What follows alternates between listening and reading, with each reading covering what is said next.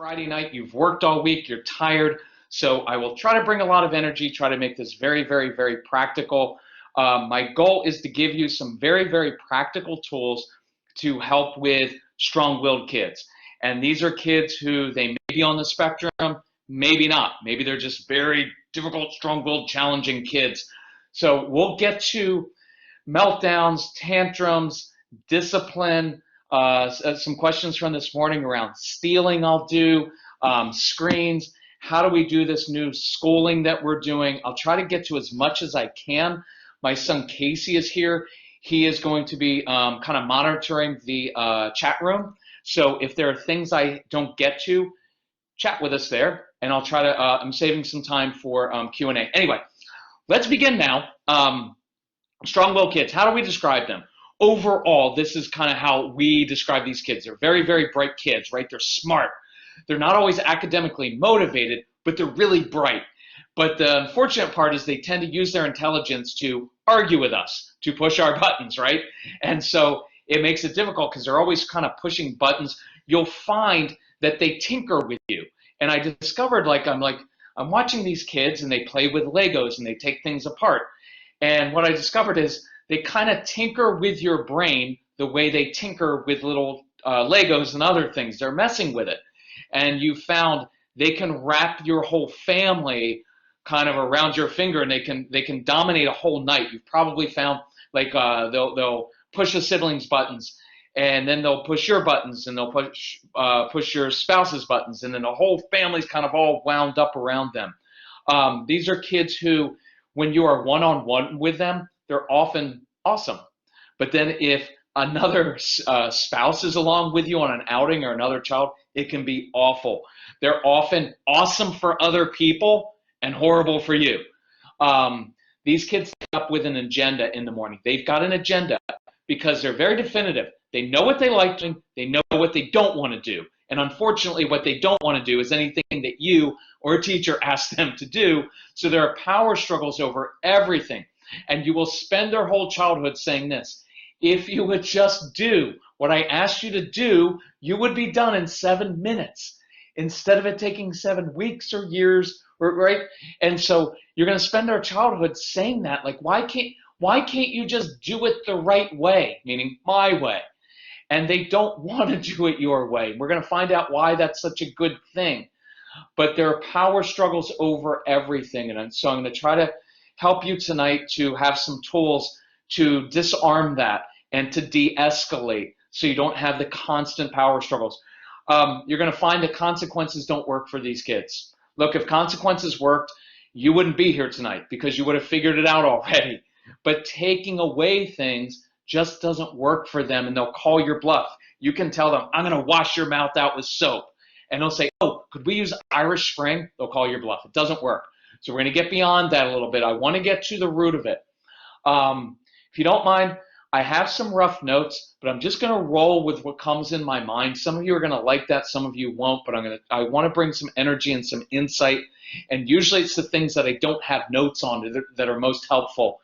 But it just kind of popped in my head with these kids. I encourage you to be precise in your language and get to the root of the issue, because we say things all the time like, well, he's just lazy. Well, yes, sometimes your kids don't do things, but it's not always laziness. Sometimes they're overwhelmed, or sometimes they are just not getting it conceptually. And so to say they're lazy, that will cause them to get very angry when in fact maybe they're just not motivated. Two different things. A lot of you have kids who are very defiant. Yes, they're outwardly defiant a lot of times. And so sometimes it comes from feeling overwhelmed. Well, I'm already behind so much and I feel like I'm stupid anyway, so why would I even try? I shut down. So the outward expression is defiant, but what's happening inside is they're overwhelmed or frustrated, or in many of your kids' case, it's anxiety issue. Anxiety will cause your kids to dig in and be really rigid over trying new things. And it will come out as awful stuff like, I hate you, you're stupid, I'm not going to that place. You're like, all I'm trying to do is get you to go to like a 45-minute class that I think you'll be good at, and you're fighting me. And so if we react to the outward behavior, that defiance, and label them as such, it just goes down, it escalates and it goes down a bad path. So I want you to be precise, and we'll get into that a little bit. They're going to do things the hard way. They will not do it your way. They're not going to do it the easy way. They are stove touchers, and they have to do it that way. And I know you're thinking, but it would be so much easier if you just did it my way. They don't want to do it your way. Your way is boring, duh, stupid. They have to figure it out themselves, and that's a good thing in the end. These kids, you have to lead them. You have to draw them. You cannot push them. And I know as a dad, when our son Casey came along, I was raised by a career military father. So I was raised with my way or the highway, right? We're just going to do it my way. And that very authoritarian approach. We've worked with 1,500, we had 1,500 kids in our home. This started with our son Casey, who was very strong-willed, and that's why he works with us now. So if you email him, you are talking to one of your kids, but who is now a grown adult. And he's been through it all. So I know he's going to be posting in the chat section his personal email address. So if you have questions, reach out. And who you're dealing with is basically your kid in adult form. And we partially like having Casey work with us because he gets to show parents, yes, I was that difficult. I fought my parents all the time. But he can show you how responsible they can become, and he'll be glad to help you with anything. So we decided, when we used to live in Northern Virginia, close to you, in Ashburn. And so we decided to invite strong-willed kids, kids on the spectrum, into our home. The idea was to have 10 to 15 kids in our house where they're all together, where they all get on each other's nerves, and they struggle with impulse control and social skills, and they melt down when they don't get their way, when they're disappointed, because that's a big deal, disappointment, they freak out. So we could teach them in the moment how to control themselves, how to control their emotions, and how to deal with social, and how to work on social skills with them. So over the course of a decade, we had about 1,500 of these kids in our home. So there's a lot of science and research behind this. My focus is on very practical application. So I know if you try to push these kids, they will resist more. Moms and dads, how many of you have noticed when you try to get them to move more quickly? Guys, we got to go now. Go, go, go, go, go. They move more slowly. The more you lecture, the more you talk, the less they listen. So you're going to have to do it opposite with these kids. Here's the hardest part about strong-willed children. They're not going to do it your way. They're never, ever, ever, ever going to do things the way that you want them to do it. And as we're going to get into, it's a really good trait, but it's going to irritate you because you're like, I'm the authority figure. I know how this works. Just do what I told you to do. And you may even throw in a little F-bomb now and then there because your kids are frustrating. But here's what I want to get to. First thing we're going to go over is us learning to control ourselves and to get our kids to change, not by changing them, but by changing our own response to them. First thing, we'll talk about ownership. I want your kids to be responsible for themselves. We'll get to that. Then we're going to talk about, the rest of the time, we'll talk about tools. Tools to get them to do their schoolwork, to overcome anxiety, to deal with meltdowns, all those different things. So I'm talking fast, partly to fit everything in, and partly because we've got a lot of stuff to do and it's Friday night and you're tired. So I want to keep it moving. First principle we start with is this: controlling yourself. Quickest way. Look, this is what I found with Casey.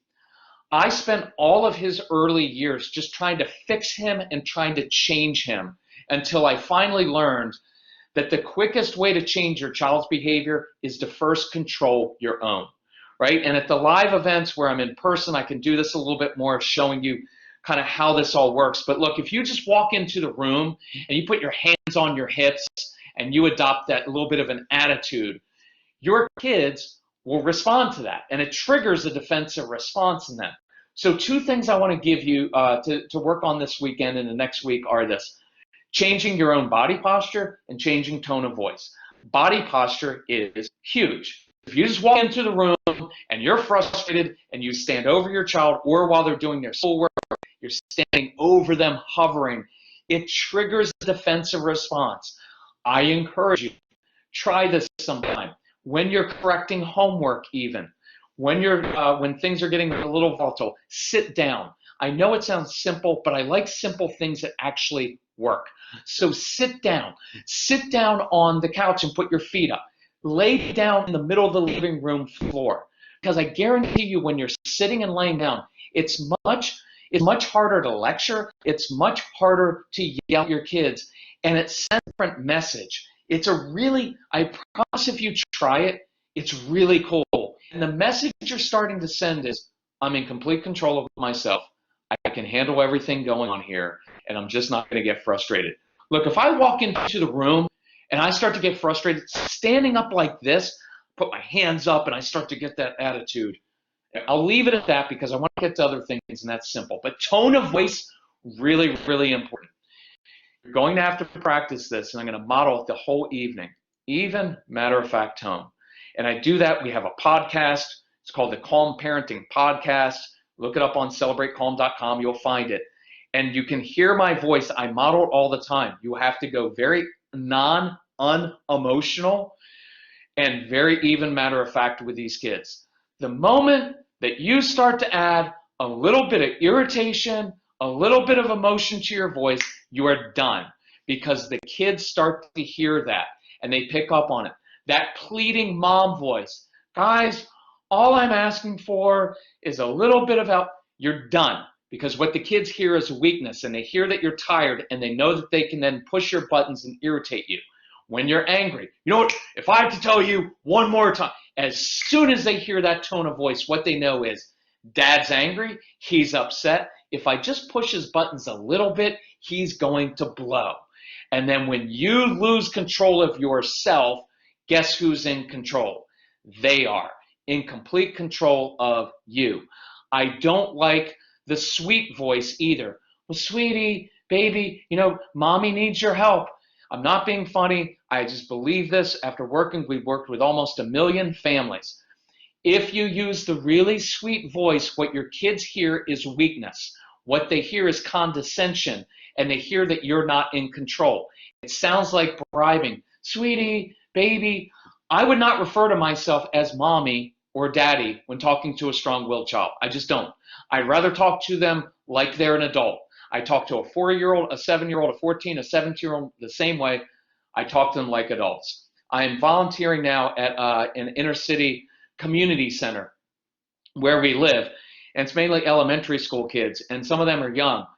I don't talk to them like they're little kids. I talk to them like they're adults, because when I correct them and I correct their work and I talk to them, there's a certain amount of respect there. I'm not trying to bribe them to do it, and I'm not being too soft with them, but I'm also not being harsh with them. So I encourage you to use that tone of voice. If my 7-year-old is jumping on the sofa, I'm not coming into the room, hey buddy, there are springs in the sofa. We don't jump on the sofa. See, that whole talk question mark thing doesn't work. I would rather walk into the room in complete control of myself and say, hey, jumping on the sofa, not happening in my home. But I love your energy. If you want to come help me stir the soup or walk the dog, I am all over that. So let me break that down really quickly. I walk into the room, I'm in control of myself. Even matter-of-fact tone. I'm making a statement. Hey, jumping on the sofa, not happening in my home. I didn't make it personal. This is really important for discipline. Instead of coming in, you know what? How many times have I told you not to jump on the sofa? I can't believe you. When I was a kid, all that extra talking just creates chaos, and it makes you sound weak, and you get all wound up. I'm making a statement of fact. That's not happening in my home. See, it's a statement. And I like statements of fact, because that gets you out of making judgments on the kids. You never listen. Why can't you ever do these things? That creates a defensive response, and it just makes your kids feel ashamed. And we don't want shame. We want them to change their behavior, but we don't want shame. Now, really important principle here. And I forgot to say this morning, but it's really important. Whenever you say no to a strong-willed child, whenever you say no to inappropriate behavior, I always say yes to something appropriate, right? So, hey, jumping on a sofa, not happening in my home. Can you hear that tone? It's very matter of fact. It's just the way we roll in our home. I'm not going to plead with you. I don't have to explain everything to you. I'm just letting you know that's kind of how I roll in my home. But right? I love your energy. Do I really love your child's energy? No, your kids are exhausting. But I like acknowledging the positive side. Love your energy. Jumping on a sofa, not happening. But I could really use your help doing X. Your kids tend to do well doing jobs, especially adult jobs. Please write that down because that is a huge key for them their entire lives. Most of your kids are not that comfortable in the kid world. They have something called asynchronous development, asynchronous, out of sync. Intellectually, often up here, really smart. Great talks with older kids, adults. Emotionally and socially, often a year or two behind, down here. So they struggle with getting along with their own age, but they tend to do really well with younger kids or animals. So I want to use that to my advantage. Remind me later to talk to you about observing your kids. Someone please put that in chat up, like observe your kids. It is hugely important. Know how they're made. This is how they're wired. They came out of the womb like this. It's not like it just started. They're like this. This is who they are. So stop. I encourage you, don't go through their entire childhood trying to change the essence of who they are. Instead, work with that. So these kids are often very comfortable. We said this before. They do things for other adults, and they're awesome. So why not use that in your home to get them to doing more adult type jobs? So let me do an example of, thank you, Casey. Casey may be putting, Casey, you know what would be helpful if you want to do it, if there's some key principles that I'm mentioning, if you want to write them down, like when you say no to something inappropriate, say yes to something appropriate, I think people would find that really helpful and it'll keep you awake. So, see, I'm giving my son an adult job to do, partially because he's an adult. So let's do something on de-escalating, and we're going to do body posture, tone of voice here. And I'm going to do a shortened version of this. I usually do this at the live events. But here's the situation. One of the biggest triggers for me as a dad is when I would come home or walk in the room and I would hear my son talking back to my wife or talking disrespectfully. And so typically what would happen is I would come in the room and say, hey, you don't talk to your mother like that. Cut it out now. Now, there's nothing wrong with that, except it usually begins to escalate things. And then he would talk back to me, and then I'd ramp it up. You know what? Keep it up. Keep it up, young man. You know what? One more word, which was code for him to say word and me to get really furious. One more word, young man. You're going to lose everything you own, right? And I would start amping things up. And you know what I realized many years later? I was escalating things. I was inciting my son, provoking him to anger. And the reason I did it, I didn't realize it at the time, was I couldn't control myself. So see if this makes sense. I would say things like, you know, keep it up. You know what? You already lost your video games for 1 week. You want to make it 2? And then your strong-willed child's going to be like, let's just make it 4. And then you're, what am I going to do? And I would get so amped up. And I wanted him to get so upset that he would say something really inappropriate to me so that I could justify me yelling at him, right? So when I walk back downstairs after yelling at him in his room, I tell my wife, did you hear what your son just said to me? And she's like, well, did you hear yourself, right? And so I would escalate things. And watch, I forgot to say this morning. This session's going to be so much better than this morning. So for those of you who are getting the rebroadcast, anyway, you'll get the better session anyway. So good. We all benefit. So look, here's what was really happening. What I was really communicating to my son was, I need you to behave, because if you don't do exactly what I say, I'm not sure I can behave. See, I need you to behave, because if you don't do what I say, I'm not sure I can behave, and I'm going to lose it, and you do not want to see me angry. I became dependent on my son. I needed him to listen to me. I needed that. Otherwise, I would freak out. And that doesn't work. And so I would walk away, right? You come in and you yell at your child, and then the dad's like, well, I just stood up for my wife. She should be happy. And your wife is thinking, no, you didn't. You just ruined the whole evening. because now I have to spend 3 hours up in our child's bedroom calming him down, explaining that your father doesn't hate you. He just has some unresolved issues from childhood, which is pretty true, right? And so it all escalates. And then I'm upset at my wife. Why? Because, well, if you weren't so soft on him, if you didn't let him get away with things, I wouldn't have to yell at him. I guarantee you that's happening in most of your homes. And that's why you guys have to get on the same page, right? And so that's the typical dynamic escalates. So let's do it differently. So a couple key principles. Before we get to discipline, we need to de-escalate. And if I have you work on one thing this coming week, it's de-escalating situations, because once it escalates, nothing good happens. You know, in case I forget to say it, you know what else? Like, I would provoke my son to anger with my own anger. You know what else provokes kids? Talking too much.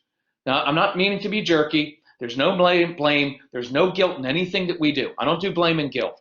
I just want to recognize that what I'm doing, even out of good intentions, isn't working, and it's making things worse.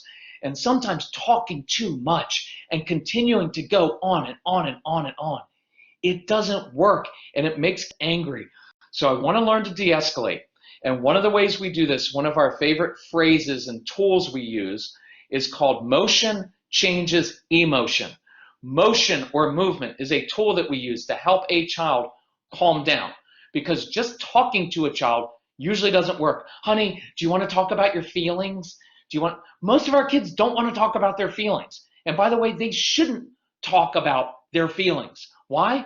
Because look, I don't want kids to bottle things up, but my job as the adult, as the leader in the home, is to recognize what's going on. And he doesn't need to sit and talk about his feelings. He needs someone to come along and say, hey, I can tell you're frustrated. And then give him something to do with the frustration, right? What do we do with that frustration? So, as the dad in this situation, could be as the mom, I'll give you some different examples. Let me give you 2 or 3 different examples. So son's obviously upset. He's yelling at his mom. I walk in the room and I say, hey, Jacob, I can tell you're frustrated. Listen, I'm going to grab the football. When you're ready, if you want to come play catch with me, love to play catch outside. Hey, Jacob, I can tell you're frustrated about something. Listen, I'm going to go in the living room and dump some Legos out on the floor. When you're ready, if you want to come build with me, love to build a really cool spaceship. I could invite him to color, to build something in my workshop. Moms who are busy and you've got like 18 kids, right? You can't be like, let's go outside and play catch. But you can draw them into an adult job. So let's say mom or dad is in the kitchen and you're cooking dinner. So it's like, hey, listen, I can tell you're frustrated. Listen, I really need your help. By the way, how many of you have noticed that's a really effective phrase for your kids? They like feeling helpful. Could you do me a favor? Because you're really strong. Could you go and grab X for me? Could you open the flour for me? Could you come and stir this for me, because I've got too many things going on and I could really use your help?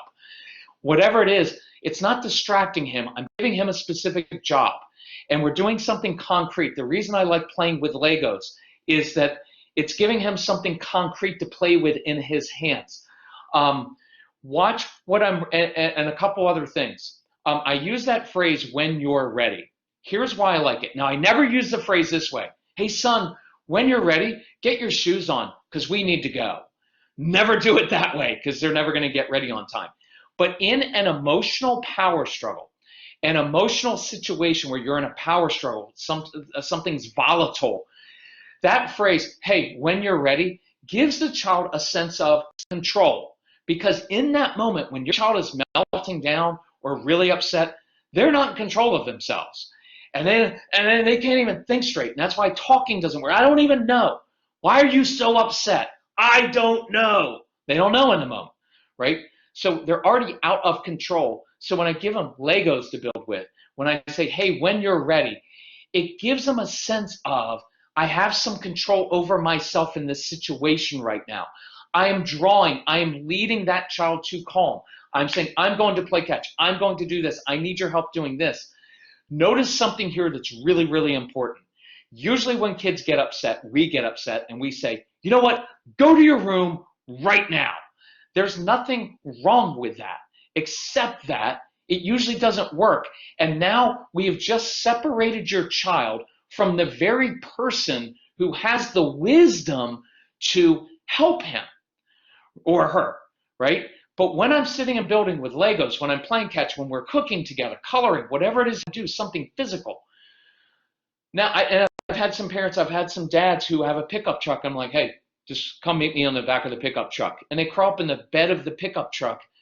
It's just weird. It's different. It's calming, right? And because it's a different place. And now you're sitting in the back of a pickup truck, sharing a drink or a popsicle or a snack. It's so much easier to calm down and have a talk when you're doing that. And we're not looking the child in the eyes. Do not look your child in the eyes when they're upset. Don't do it because they've got a lot of shame. And I know all the dads are like, well, if he's not looking me in the eyes, he's disrespecting me. No, he's not. He's just not. I'm being a little bit blunt here because I've got a lot of energy tonight, but he's not disrespecting you. Sometimes for the dads out there, and I was that dad, he might be afraid of you, and that's why he's not looking you in the eyes. But don't get hung up on eye contact. But now we're building with Legos. We're playing catch. We're doing these things. And now I'm with my child. Watch this. This is really, really important. Watch what I'm communicating. Son, daughter, when your world is out of control, mine's not.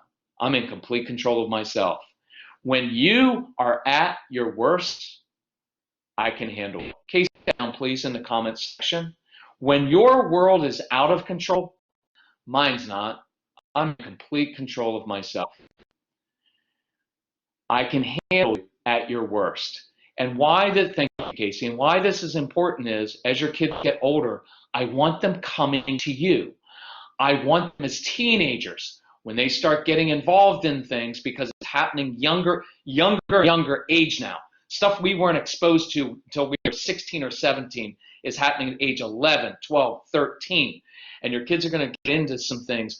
I want them to be able to come to you instead of just going to their friends or resorting to alcohol or something else.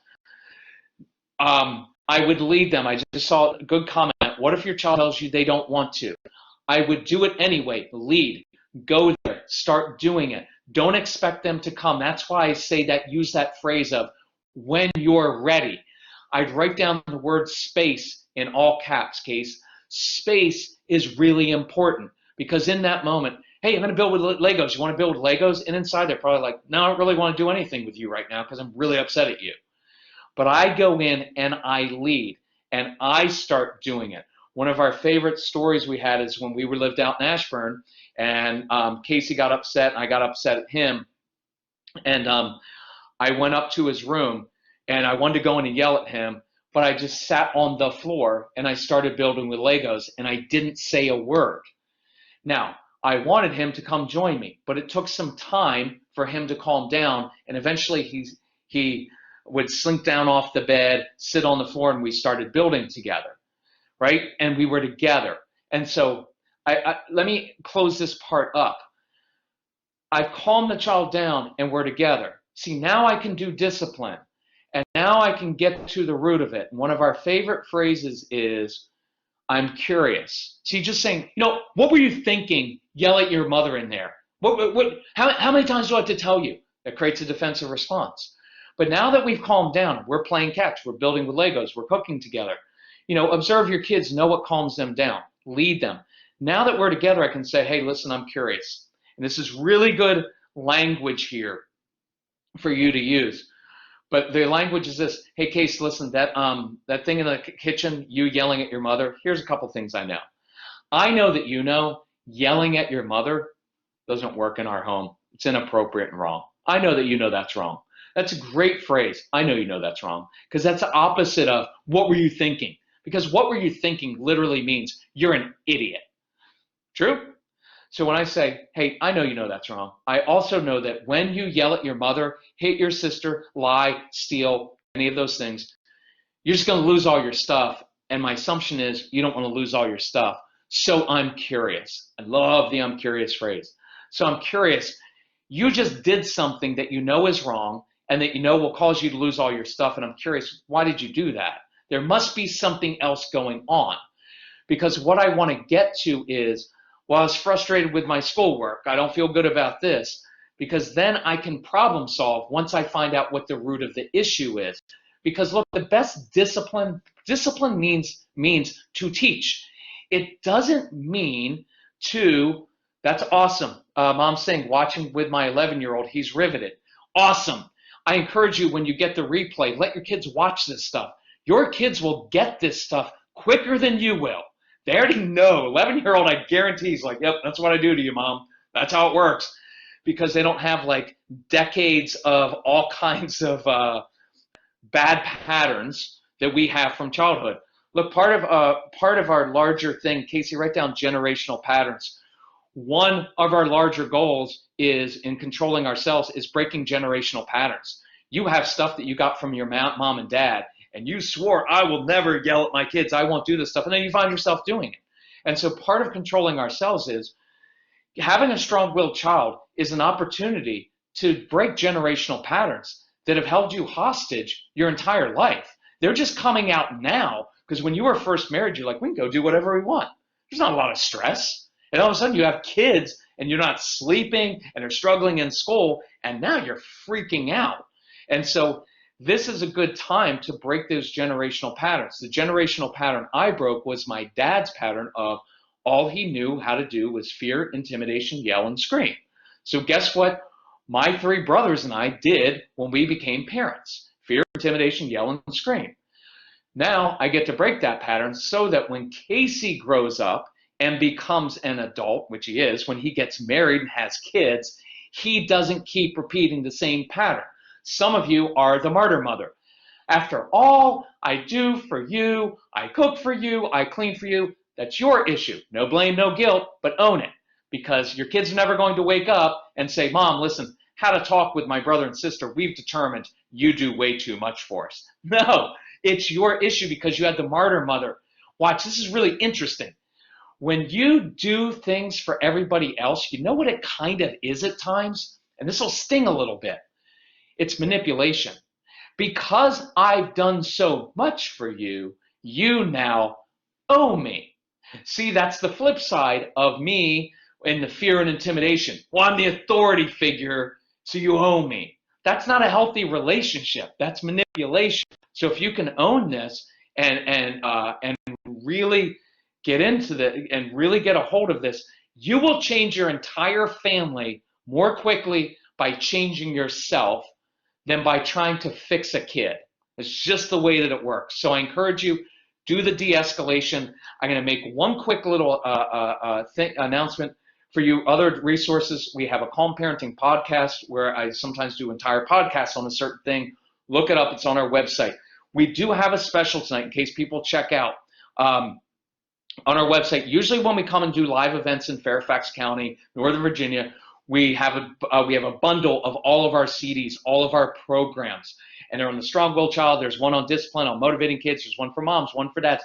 There's one for kids. It's called Casey's. It's my son's. It's called Straight Talk for Kids that kids love to listen to because Casey teaches your kids how to control their own emotions and impulses. But it comes from a kid, not from a stupid adult. So they listen.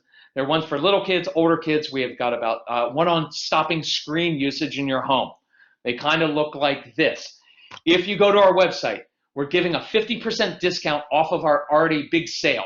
So if you write Fairfax in the coupon code, you'll get 50% off the Get Everything package or the Calm Parenting package. But anyway, if you need help, email Casey. He'll help you out with it. There's my little customer service announcement here. So let's get into this concept of ownership. I want you to really dig into this on giving kids ownership, strong-willed kids. I do not give them control of my home or control of my classroom, but I do want to give them a sense of ownership. When you and I were kids, we had almost complete ownership of our lives. Remember, we got home from school at 2:30 or 3 o'clock in the afternoon. We were gone for 2 or 3 hours before dinner time. In the summertime, our parents didn't even see us, did they? We were gone all day. They didn't even know what we were doing half the time. So we were making dozens of decisions a day without an adult standing over us telling us what to do. Your kids growing up in today's society, from the time they're little, they're in organized sports. There's an adult telling them what to do and how to do it all the time. And so they feel constricted. They feel like they live in this little tiny box where everybody's on them all the time. Our parents didn't do that to us. We had room and space to make mistakes, to be mischievous, to get in trouble, and to figure stuff out on our own. Our kids don't have that kind of society. So I want to give them ownership. And here's kind of how I describe that. So picture kind of this little box that I'm creating. I create a big box, a big rectangle for my kids to live in. And I say, look, here is this big box within which I will give you space to live. There are very clear boundaries, very clear rules, very clear expectations, very high expectations, very clear. But it's a big box. Within this big box, I will give you space to do things and do them differently than I would do them.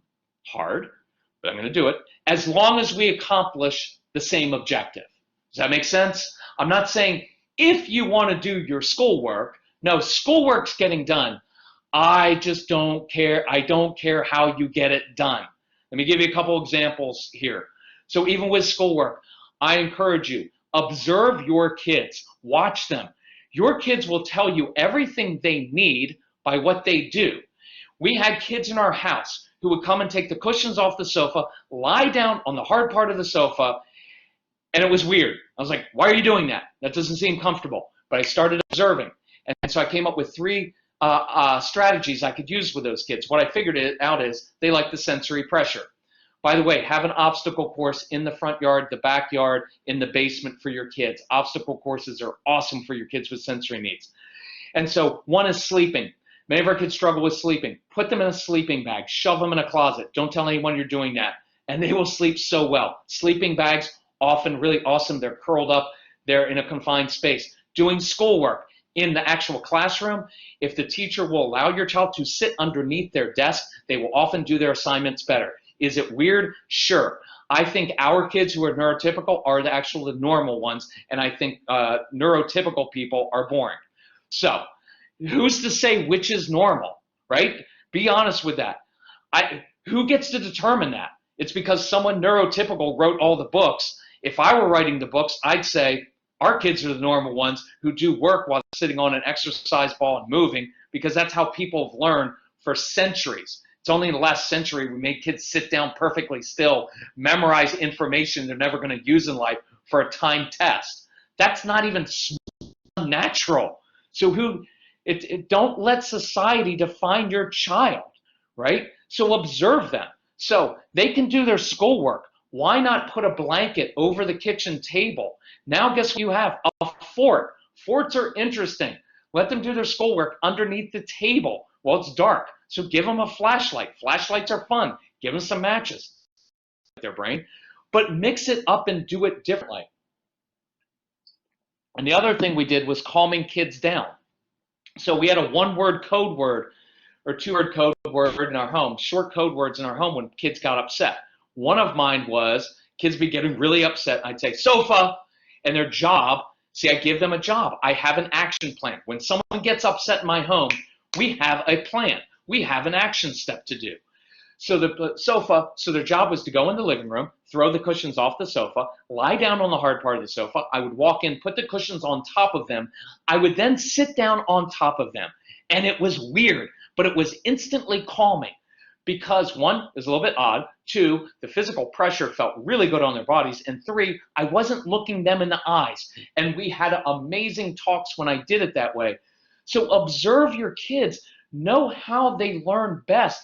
If they like to lie upside down off the sofa, that's because they have a vestibular need or they spin.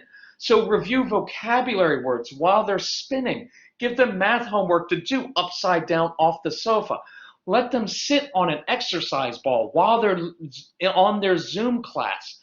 Listening to intense music is often very helpful. One of the weird ideas that I've thrown out, we're doing this school boot camp thing where I'm mentoring people through the school year because this Zoom learning, remote learning is very difficult for a lot of our kids, and they're home all day and then they get on screens and everything. So we've got this special class that I'm going through. And one of the ideas that's really resonating, well, there's 2 of them I'll share with you. One is doing schoolwork out in the car, especially for older kids. I know it's weird, but you know what's great about the car? It's a confined space. They can turn the radio on, they can have music on, and you're not out there. So it's like their own private office in the car. They can roll the windows down, keep a door open. They've got fresh air. If you can make it work, it's a really cool thing to do. Some of your kids with the minivan can be in the back of the minivan laying down, having their own space, putting down a little blanket there, and it can be a cool place for them to do their work. Try different things. The other thing I want to throw out there that I've alluded to before is giving your kids jobs to do. Some of your kids are done their schoolwork early, and now they've got like hours to, what are they going to do, get on a screen? If you're working from home, try this sometime. Give them some of your work to do. Hire them to be your assistant. And I'm having lots of parents say, hey, you know, I was kind of skeptical, but I asked my son if he wanted to enter data or names into an Excel spreadsheet, and he loved it. Why? Because many of our kids like that order and structure, and it's calming to them to be in an Excel spreadsheet. Ask your child, say, hey, listen, I've got to give this PowerPoint presentation. Here's the basics of it. Do you want to work on it? And maybe make it look better. Play with the fonts. Put in different things. Use different language. And some of your kids want to live in the adult world, so use that to your advantage. It's a really cool thing. Ownership. Let me give you this example. So this is a mom and son. The son has indicated that he wants to get really good at golf so he can be on the high school golf team. So picture the scene. They're out practicing at the golf course. Mom comes to him and says, honey, listen, your shoulders and hips are not parallel, and so you're slicing the ball. And so the son's like, okay, Mom, I've got it. No, wait, let me show you how to do it here, because you're obviously not doing it. Mom, I've got it. Let me work on it. No, you're not. And so the son starts getting a little bit of attitude, right? Because he doesn't want his mommy showing him how to do it. But she keeps going on and on like, but look, I know how to fix it. And he's like, Mom, he's like, look, I am paying for your lessons. I'm not going to spend all my time if you're not going to listen to me. And what happens? He ends up walking with, fine, I'm not even going to golf today. It's stupid anyway. And then Mom's like, you're not going to call it stupid. I'm not going to pay for it. And it just escalates, right? And so here's what's going on. Mom's not doing anything wrong. Her intentions are good because her son said, I want to make the golf team.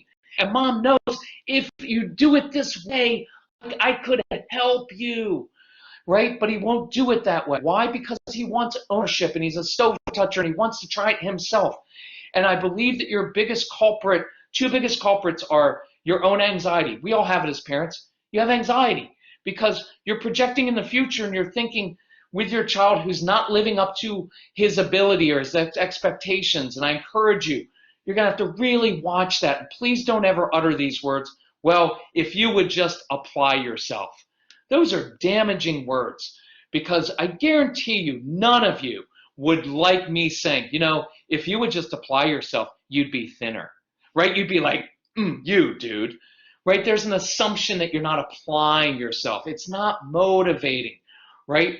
And so our anxiety causes us to project into the future. So we're looking at our 4-year-old, our 7-year-old, our 11-year-old, our 15-year-old and thinking, who is possibly going to marry this child one day? Who's going to hire him? Because he can't push through on his work. He's not disciplined. Please, you cannot project into the future. Your kids are going to change, right? And what happens is when you project into the future, you get anxious and then you start to lecture and you get on your kids. And watch what subtly happens. You begin to be responsible for their success. You start to take over and try to create their success and be responsible for them, right? Because you don't see them doing it the right way. You have control issues like I do, and you want it done a certain way. And I'm pleading with you in a sense, with a strong-willed child. You got to let go of that. Your way is not the only way. I know your way may be the best way right now, the quickest way, the most effective way to you, but that's not the way the strong-willed child learns. And it will just create constant power struggles. So control your own anxiety, control your own control issues. And that's the first part of this generational change, changing those patterns, is identifying your own triggers. We've got a program called 30 Days to Calm. And what we go through is we identify your triggers. What are your triggers? Well, when my son doesn't do it that way. Why? Why the anxiety? Okay, So let's do the opposite of what we normally do. So let's rewind this situation and do it differently. Mom comes up to her son. He's slicing the ball. It's like, son, listen, I can tell your shoulders and hips are not parallel, and it's causing you to slice. He's like, okay, I got it, Mom. So Mom, instead of keeping going, Mom says, look, I'm going to go over and practice my short game, and go to the clubhouse and have a few drinks. Kidding. But Mom, but look, I'd rather you go have a couple drinks, not too many, but go do that than be on your son and cause a big meltdown. So Mom goes and practices her thing, gives her son some space. She comes back 15, 30 minutes later, and you know what's going to happen? Son says, Mom, come here, look. Look, I figured it out, right? I figured it out. Or it may be 3 days from now, but he will have figured it out. And maybe it took longer. And maybe he had to hit 300 balls to figure it out. But he figured it out. And once he owns it, he now owns it for the rest of his life. And now Mom says, I admire your persistence, and I admire how you problem solve. You want to play 9? And son, of course, shoots back and say, ready to lose, Mom? Because that's the way they are. That situation didn't change because you changed the child's behavior or attitude. It changed because the mom changed how she interacted with her son. And the beautiful part of that is there's no blame or guilt here. The beautiful part is the only thing in that situation you truly have control over is yourself. Because the more you try to change your child, the more it's just going to backfire. And the more they're going to shut down. And I didn't say this morning, but it's kind of a warning to us is many of your kids, by the time they're 8, 9, 10, and especially into the teen years, they're tired, they're done. They're just shut down. And you know what they're thinking? You've never been happy with me. Nothing's good enough for you. You're always upset at me. Nothing's good enough. So forgive me for the language here, and forgive me for this. 11-year-old, don't take this language and use it on your child, but on your parents. But eventually it's just like, screw you, because nobody's ever happy with me, and we don't want to get to that point. So controlling ourselves, giving your kids ownership. A couple words I like, phrases I like using with kids, especially when they shut down, because many of your kids they have a hard time pushing through. And so we have this program called the No BS program.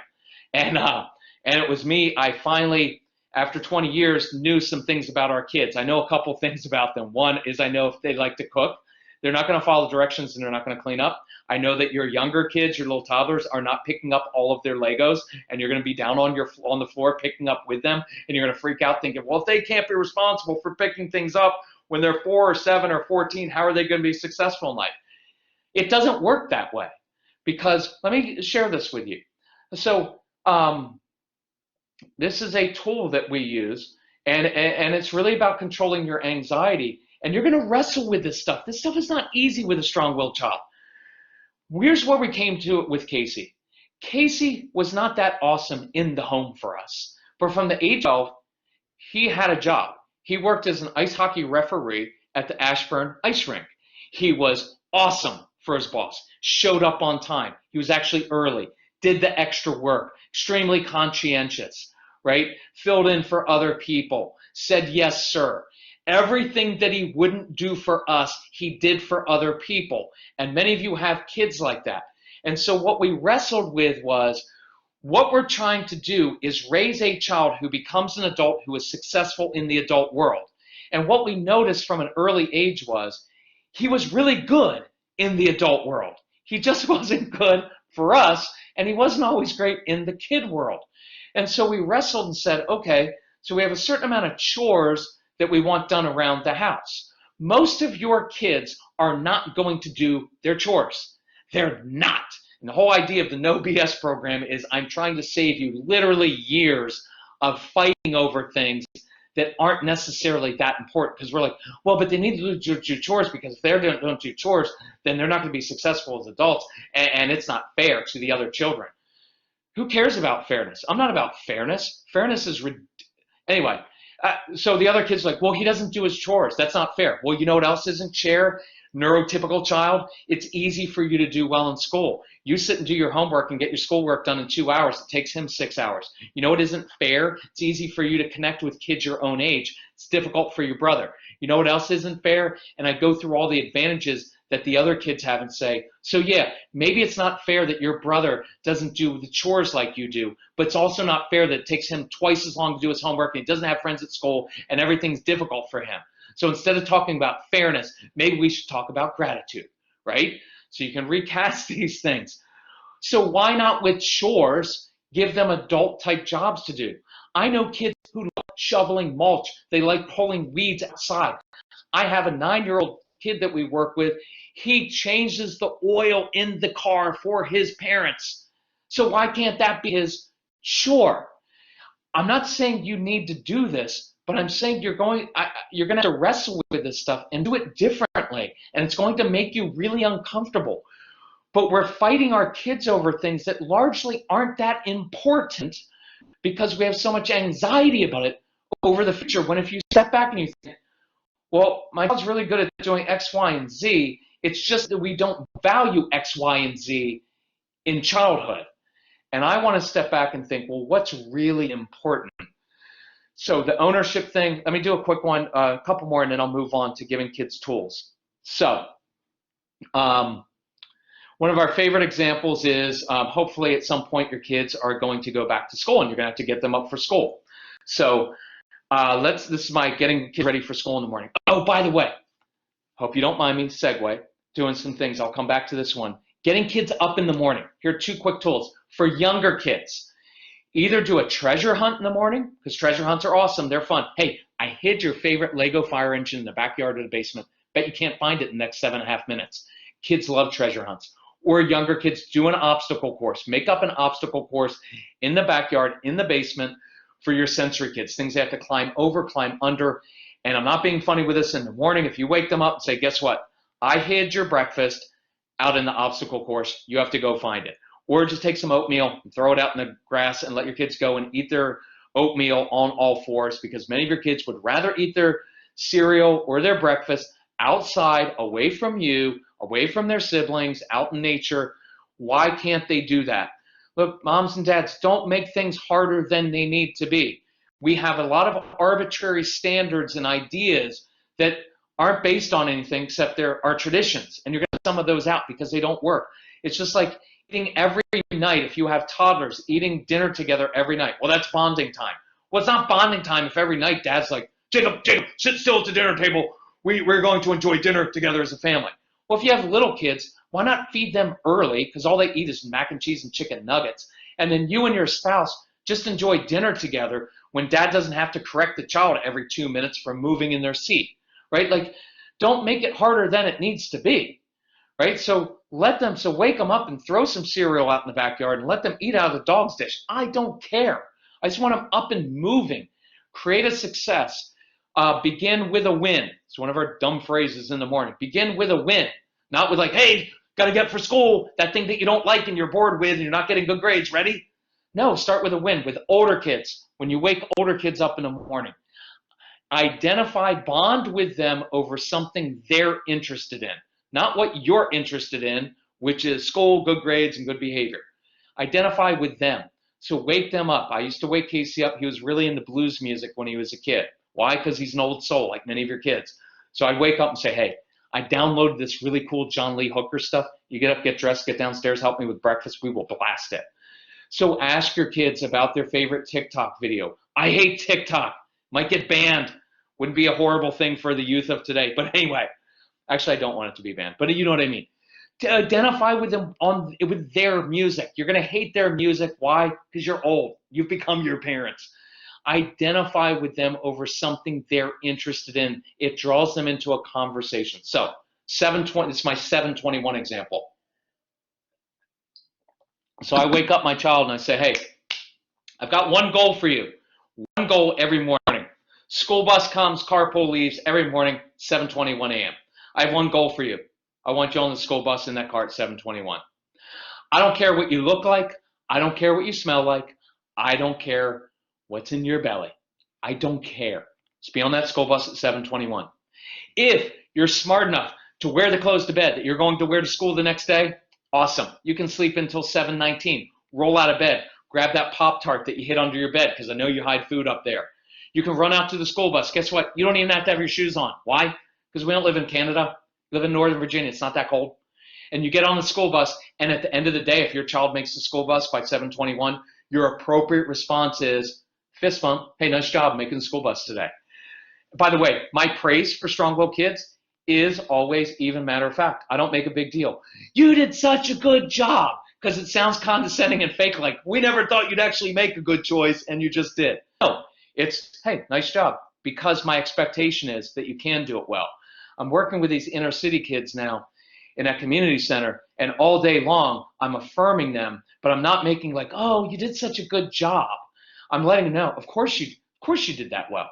Of course you did that. You know why? Because you're really bright. And I know that you're capable. I know that what you're working on is hard, and of course you want to give up. That's really good language, by the way. Of course you want to give up when things get difficult. That's what everybody does. Of course you want to procrastinate.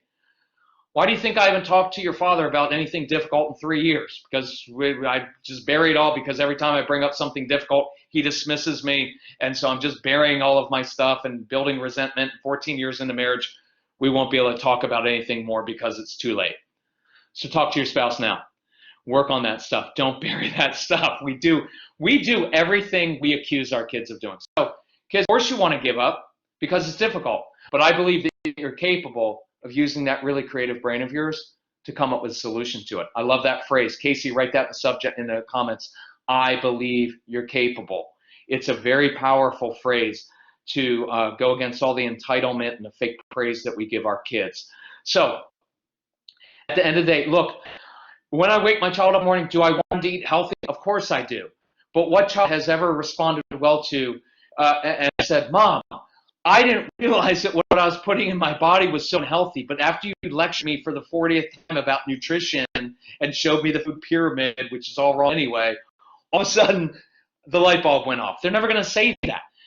But once they wake up, after a few weeks, when they realize every day in third period their stomach is hurting because they're hungry, they'll start eating breakfast, and they'll fix their own breakfast, and they'll be responsible for themselves.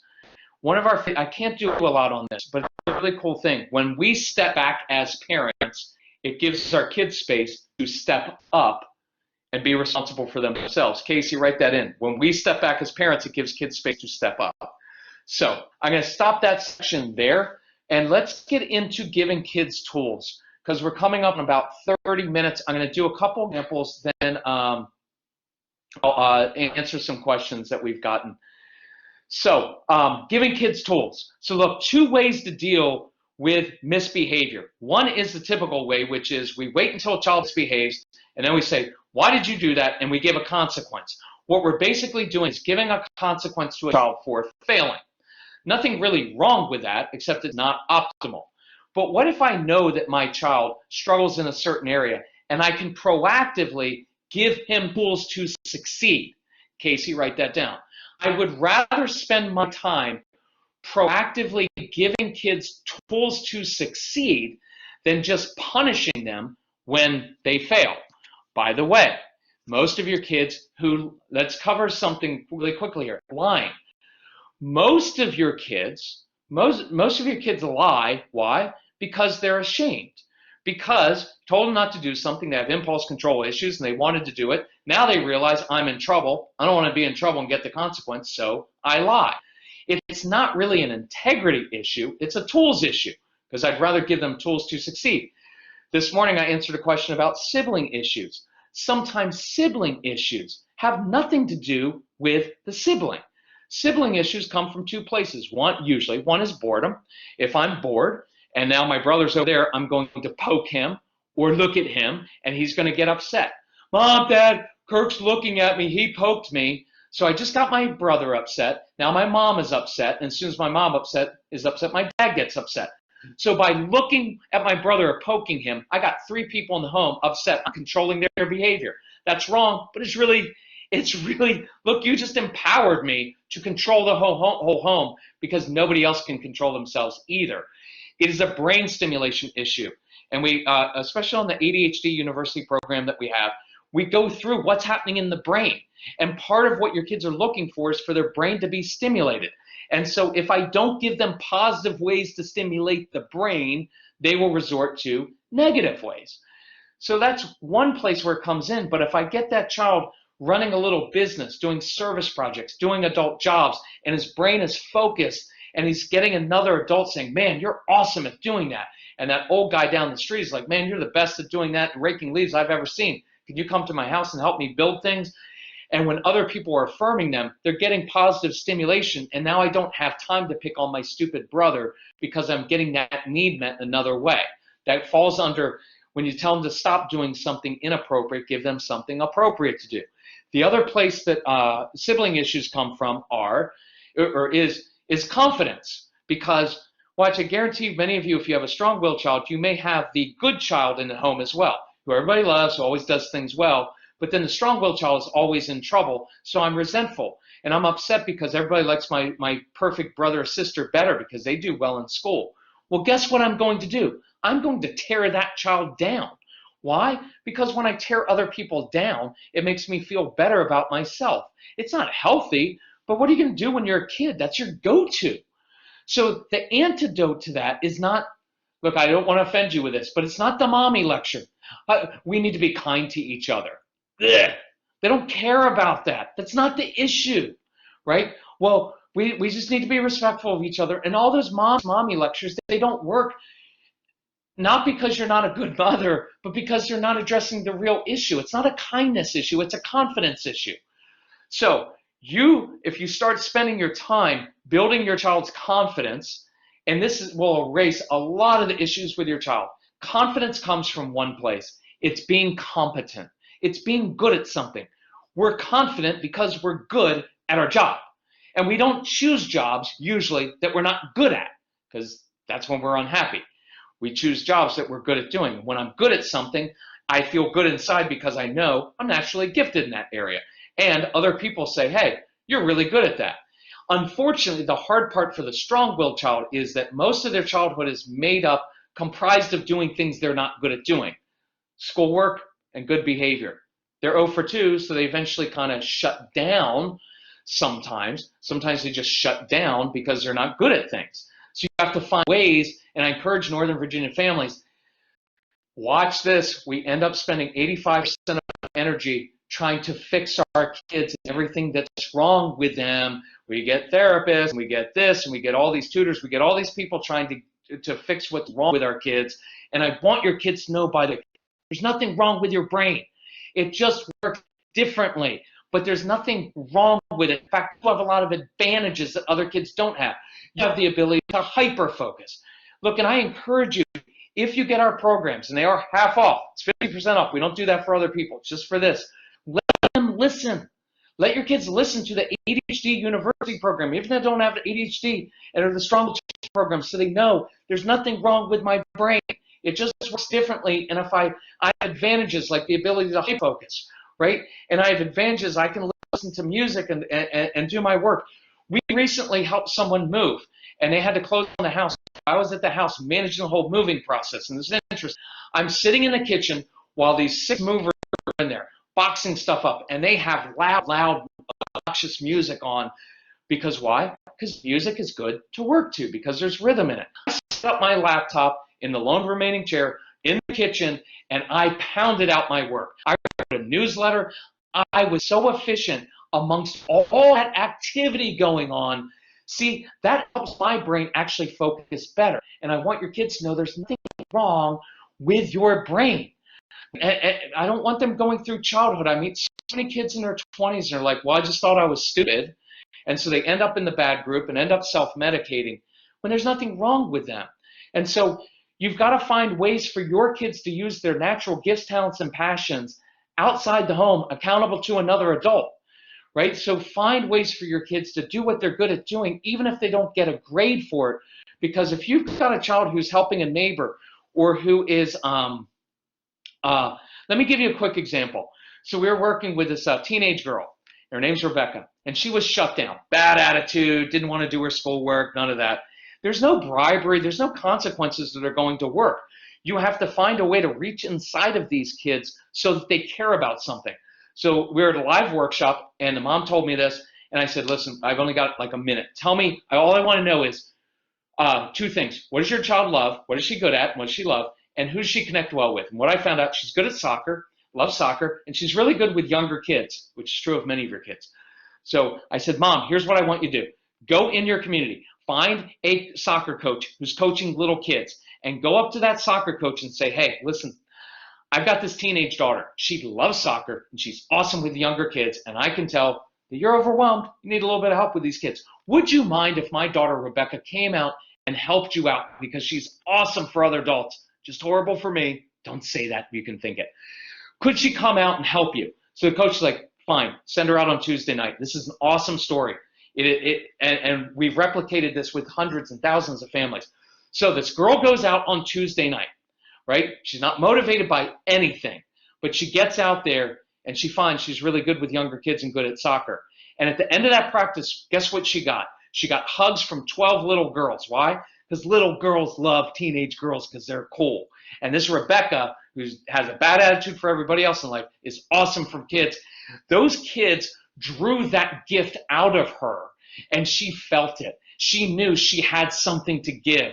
By the way, one of the best things to do with anxiety and even with depression, and again, see your doctor, consult your psychiatrist. I'm not a doctor, but I found one of the best things to do with kids who don't feel good about themselves is find someone they can give to. Because when they're doing something for a senior citizen or a handicapped child or younger kids, it makes them come alive. And so the coach was like, hey, Rebecca, you're really helpful. Could you come out Thursday night for practice? She did. It was awesome. So Saturday morning, we have a game. Will you come out and help? She does. This is cool. After the game, 2 sets of parents came up and said, listen, Rebecca, all our daughter talks about is you. She loves you. But our daughter's struggling in school. Would you mind tutoring her? They didn't know Rebecca hasn't done schoolwork for years. But now they're asking her to tutor their child.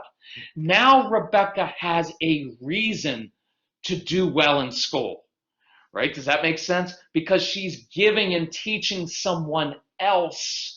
You have to find a motivation that's something that's motivating to them that they care about. Then they will do their schoolwork, but it can't be because I told you so and because it's the right to do just because you're a naturally conscientious school worker kind of person, right? The other thing that happens is that soccer coach was able to say, Rebecca, you're really helpful. I want you here 2 or 3 times a week, but if I hear from your mother that you're mouthing off, you're not doing your schoolwork and keeping a B average, you're not working with me and these little girls because I'm looking for a leader. And to that person, your daughter will say, yes, ma'am, yes, sir, because that person has something they care about and that builds her confidence. And I guarantee you, you get a child doing that and putting their energy into something they're good at, it will change their attitude, they will stop picking on their siblings, and they will start doing their schoolwork. It's just a little different. Tools to use. And then Casey, queue up a couple questions for me of things I didn't get to. Okay, going down the home stretch, I've got 22 minutes here. So I'm going to talk even faster if that's possible. So tools, let me give you an idea if you get back into the school year. Many of our kids struggle with focus and attention, right? And many of you are going to notice your kids play with their fingers a lot. And they fidget. And we're always like, stop fidgeting. That's a horrible thing to tell a child, right? The fidgeting is actually keeping them awake. Do you know what I've noticed? I'm 54 years of age, and I know I'm a little bit odd. But I've noticed sometimes when I go for a long walk, I've noticed that I play with my fingers. I don't know exactly what it is, except that it's calming to me and it keeps me going. It keeps my brain moving. Observe your kids. So if you can see this on the screen, this is called a sensory strip. It costs about 12 cents to make. This is double-sided tape right here. And on this side, we just tape down some different textury strips. So imagine my arm is a desk at school. I tape that right underneath the child's desk. He or she can play with this thing all class period, all day long. See, I'm doing it. Can't really hear it. Doesn't make any noise. Child can't whack another classmate in the face with it because it's tied down, taped down. It doesn't change the entire school day.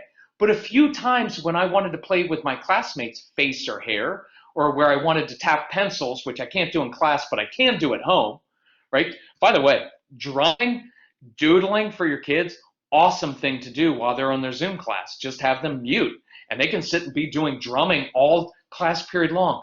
Take it. By the way, take advantage. It's one of the things I'm trying to help the school boot camp program we're doing is helping the parents to say, this is actually an opportunity because now you get to do at home what teachers can't do always in the classroom. Your child watching their Zoom class, you at home watching this, some of you are cooking dinner, you're doing other stuff. They can be drumming all class period long, and that would help them pay attention. But anyway, this is a tool that helps with concentration. Stealing was a question that we've gotten. So here's a common situation. I've got kids, especially a lot of adopted kids will steal and hoard stuff. And the question was, well, our son wakes up, he gets up in the middle of the night, and he goes and steals food from the kitchen. And so the parents have put like locks on all kinds of stuff, and the kids will find out how to pick locks. So I saw a question pop up. I want to do this space thing really quickly. I'll that second. So you can go to your child and say, you know, stealing is wrong. If you continue to steal, I'm going to take away everything you want, but it tends not to work. But if we come to that child, we say, look, I'm not angry at you, but I am curious. What is it that you get out of stealing? And they're going to be like, I don't know. So lead them in it, right? And say like, so when you get up in the middle of the night, it's kind of cool to be up in the middle of the night when everybody else is sleeping, because it's kind of special late at night. By the way, use that to your advantage. Many of your teenagers are going to do their schoolwork late at night after you go to bed because the world slows down and it feels differently then. And one of the things we talk about in our program is that you don't manage your child's time if they're made like this. You manage their energy. It's a very important concept. Managing their time will not work. You have to manage their energy. And they feel something different late at night when the world slows down.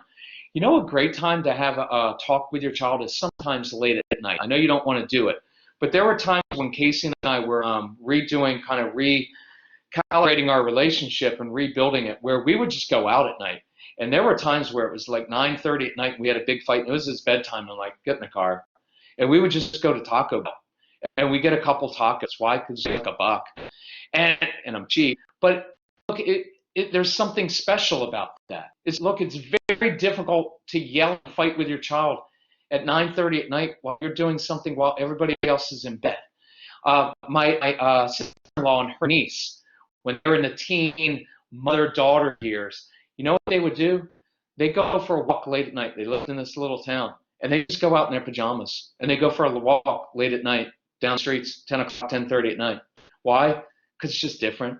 And so we're talking to this child, I'm like, so late at night, is it kind of fun, right? Is part of the reason that you like to steal things late at night is part of it the challenge. You like the strategy of figuring out how you do it without getting caught. And they'd be like, because see, that's stimulating your brains.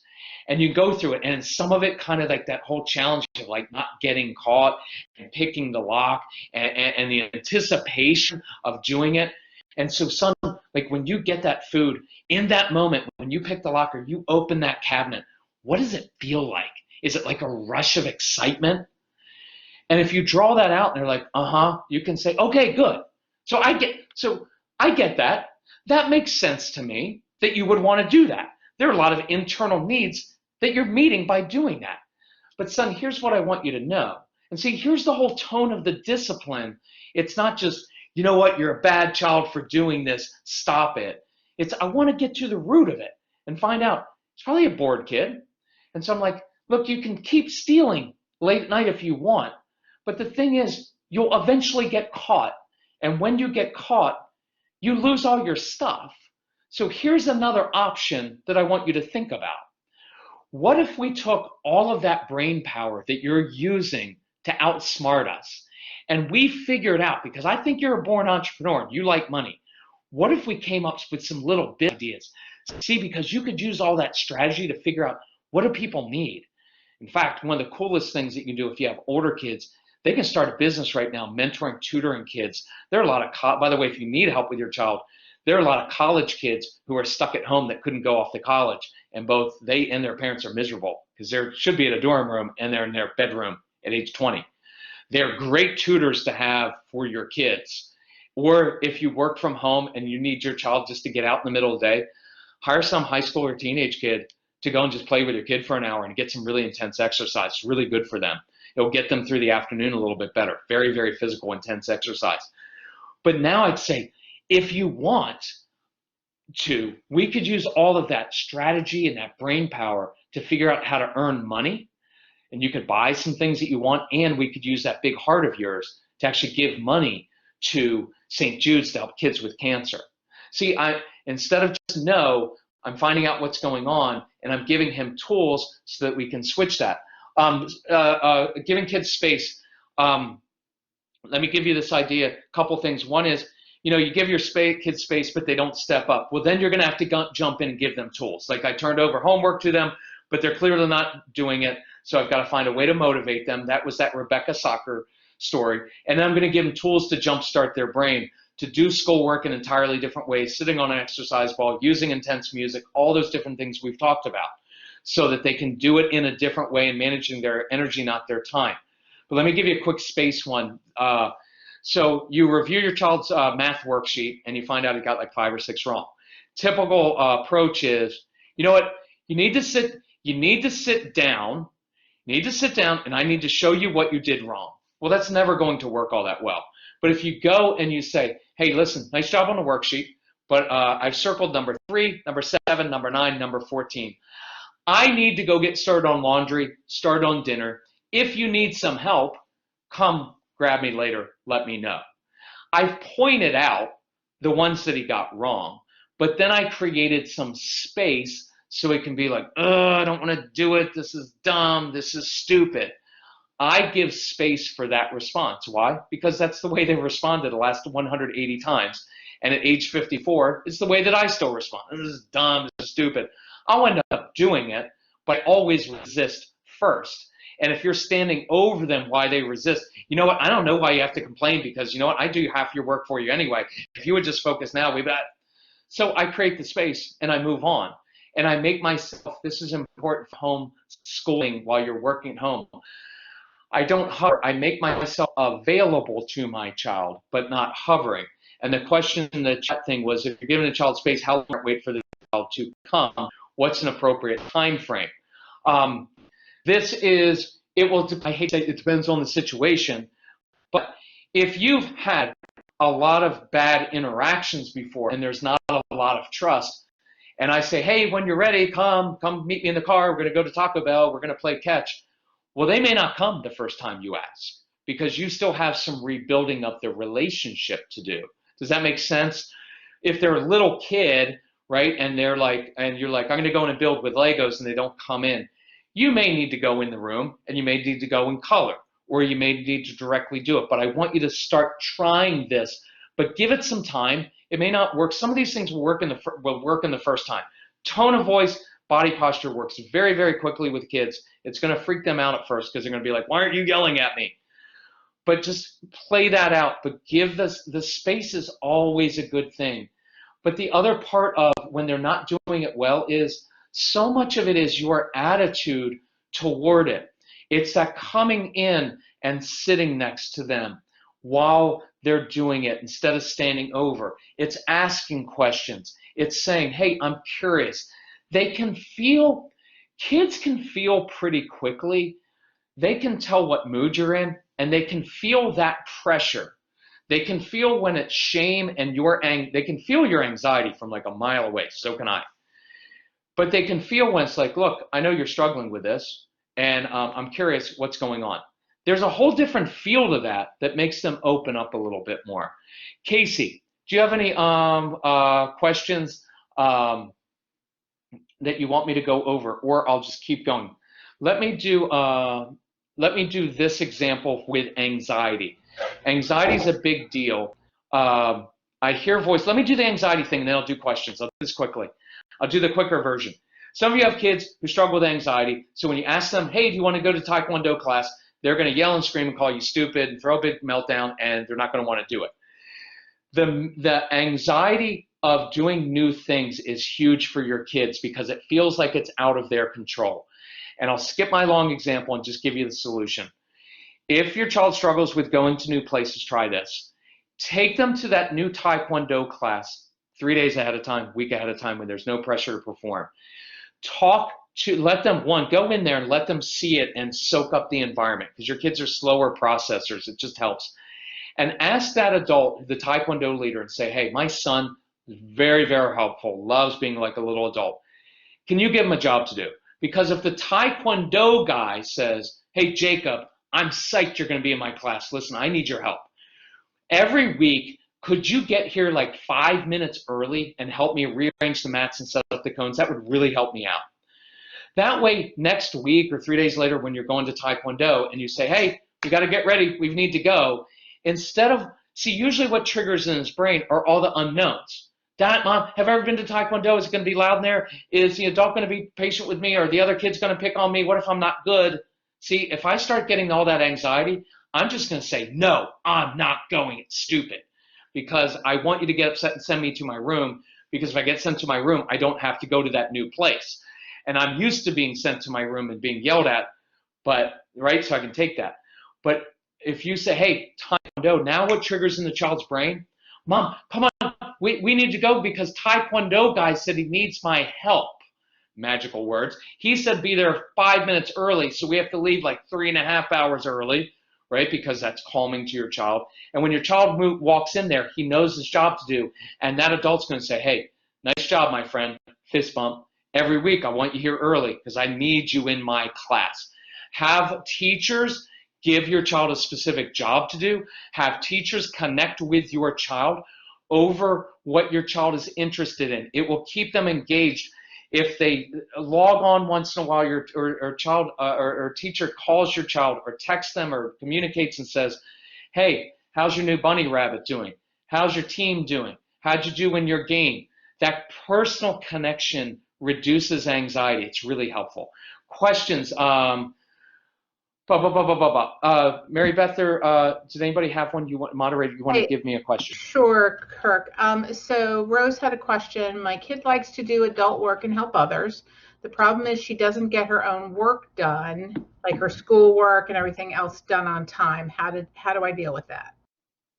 Good. Thank you, Rose. So it feels like you're on one of those call-in shows. Thanks for the question, Rose. So I think what I do is, so she likes doing adult jobs, and if she does things for other people, let's use them as a accountability and say like, hey, I love you coming down to my home and helping me with this, but if you're not going to get your schoolwork done, then you can't do it anymore. Or Mom, you can say, hey, I love giving you these responsibilities, but if you don't get these done, if you don't get your schoolwork done, you don't get to do these. Let's say if that motivates her. Something a little bit weird popped into my head, but use this sometime. Let's say that your daughter does help, like, I don't know, some neighbors, elderly neighbors, someone else. Try allowing your child to do her schoolwork at the neighbor's house, somewhere else. I know it sounds odd, but many of our kids do schoolwork better in other places and for other people because they don't have all that anxiety that we do. There was a period of time when Casey was younger where he was homeschooled, and he would actually he was a stick boy, and I think he was only 10 at the time. He was 9 or 10, stick boy for a local ice hockey team, semi-professional, lower leagues. You know what ended up happening? He did his schoolwork at the ice hockey arena. Why? Because it's a little bit different, and because he was accountable to all these hockey players who were helping him with schoolwork. Now, they were hockey players from Canada, so they weren't that bright, but I'm kidding. But do some things in different ways. Figure out, if you email me, Rose, if you email us, email Casey at Celebrate Calm, feel free to email us, and I'll remember who you are from your name and say, because here's what I want to know that we can't do on here is, why doesn't your daughter complete her work, right? Is it that she's overwhelmed? Does it feel like it's too difficult? Is it that she doesn't care about her schoolwork? Is it just that she's not getting the concept? Is it that she's struggled before in different areas, right? You're just going to have, tell me a little bit more, and I'll be glad to dig in deeper with that offline if we can, if you want. I would encourage your daughter, if you get the replay of this, you may actually have her listen to this. And if you get any of the programs, again, put Fairfax in the coupon code at our website, celebratecalm.com. If you get them, let your daughter listen to it and give her some ownership and say, listen, this guy's talking all about how your brain works. So why don't you listen? You might get some cool ideas how you do your schoolwork in a different way. But let's begin by affirming. I don't want to forget this. Affirm your kids for what they're doing well now, before, and actually instead of just always mentioning what they're not doing well. Casey, write that down, please. Affirm in the comments. Affirm your kids for what they're doing well now. Let me give you. This is a very motivating thing for your kids. With COVID, gyms closed. And I got I spent like $50 and I got an exercise mat. I'm looking at it now because it looks beautiful in our living room. And I've got these bands, exercise bands and a jump rope. Cost me next to nothing. I'm not great at exercising and I have a low tolerance for pain and discomfort. So I told wife, son, everybody, all of our friends, I said, please don't tell me how to do it because I don't want to do it your way and I'm not going to do it your way. All I want you to tell me, and don't make stuff up, just say, hey, you're looking a little bit more toned. That's all. Don't say like you're huge, you're ripped, because I'm not. I don't want to be. Because if people came and said, well, Kirk, you could get you'd be much more ripped. You'd do much better if you did. I don't want to hear that. All I want to hear is, yeah, I can see a little bit of a difference. See, that's motivation for me. Tell me what I'm doing well now, and I will work harder for you. Right? But if you're always like, well, honey, if you would, they completely shut down right now. And I guarantee you, here's homework for you. I'm going to close with this because I don't want to muddle this. You're going to email me if you have other questions. This weekend, make a list of all the things that your kids are doing well. I guarantee you the list is probably not going to be things that they get grades for, right? But many of your kids are very courageous. They have very big hearts. They're good at building with things, making things. They do other things well, but we never notice because we're so consumed with, I know, but they need to do this well. And they'll shut down on you. And what will happen is when they're 15 and 16, they will be angry at you. And they're going to be like, why did you spend my whole childhood? You never noticed what I did well.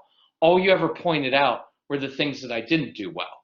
And that will create a lot of anger in your kids. And I'd encourage you, deal with that stuff. One of the things on the No BS program we go through is releasing your child from your expectations. Release them. I've got 2 minutes left. This is a very powerful concept as your kids get older of saying this. I release you from the expectation that you need to do things the way I do them. I release you from the expectation that you should be just like me. I release you from the expectation that you need to be just like your brother or sister, like everybody else. I cannot tell you how powerful that is as a concept, to release your children to be the way they're supposed to be and to work with their own way. Look, some of your kids, if I'm being honest, just aren't going to be that successful as kids. They're not awesome as kids. They struggle being a kid, but they're awesome in so many other ways. And I want you to give them perspective to know childhood only lasts for a brief time. But from the time you're 20 till the time you die, because you're going to live to 80 or 90, you're going to spend most of your life, 60, 70 years as an adult. You're going to do well as an adult and build their confidence and affirm them for that. But anyway, I'm going to end with that because I think it's a good note to go out on. I want to thank Mary Beth and Erica, the moderator, and everybody who set this up. The Fairfax Parent Resource Center is a fantastic resource. Please take advantage of their all of their resources and all of their wisdom. Thank you all for joining us on a Friday night. I know we didn't get to everything. Email us. All of the programs that we have about 30 hours worth of content, so I get to do this. Listen to that. Listen with your kids. Use this curriculum if you want. But if we can help you in any way, please reach out to us. And thank you. Enjoy your weekend. And I hope you get a chance to work on de-escalating things when your kids are upset this weekend. But anyway, thank you all very much. Hi, thank you, everyone. We really appreciate the opportunity tonight to have you here with us and with Kirk. Again, please don't hesitate in emailing Casey and Kirk with any further questions that you have. Also, if you are looking for any other resources, we actually do have a lot of Kirk's resources in our library. If we know it's hard sometimes to afford things at this point in time in our lives.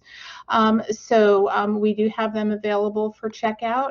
Just give us a call or shoot us an email. And we also just have other resources that you may be interested in. So certainly do give us a call and we can hopefully help you out as well. But Kirk and Casey, thank you again for everything you're doing for us, for our families. And we appreciate your time with us tonight. Thank you all. Have a good weekend.